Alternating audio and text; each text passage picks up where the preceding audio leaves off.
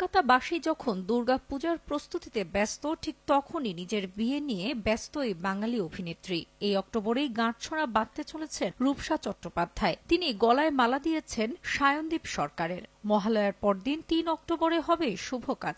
আপাতত সোশ্যালে pre wedding এর ছবি শেয়ার করে চলেছেন হবু দম্পতি। গত বছর ডিসেম্বরে রেজিস্ট্রি ম্যারেজ করেন রূপসা আর সায়নদীপ। তবে এবার সামাজিকভাবে বিয়ের অনুষ্ঠান করার পালা। কয়েক মাস আগে সোশ্যাল মিডিয়ায় নিজের বিয়ের কার্ড শেয়ার করেছিলেন রূপসা, যেখানে তার মায়ের একটি ছবি ছিল আর সঙ্গে বিয়ের আমন্ত্রণপত্র। সেখানে একটি মিষ্টি ক্যাপশন, আমার বিয়ের কার্ড, আমার স্বপ্ন, সব সেট। শাদী ইনকামিং, দারুণ উত্তেজিত।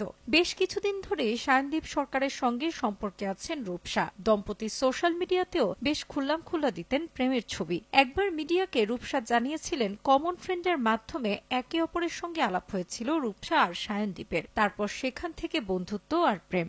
আপাতত আইনি বিয়ের 1 বছর পর দুজনে সামাজিকভাবে বিয়ে করতে প্রস্তুত। এর আগে দিদি নম্বর 1-এ এসে রূপসাকে বলতে শোনা গিয়েছিল, বিয়ের পাশাপাশি একদিন মেহেন্দি, একদিন সঙ্গীত, একদিন গায়ে হলুদ, বৌভাত ঘরোয়াভাবে হবে।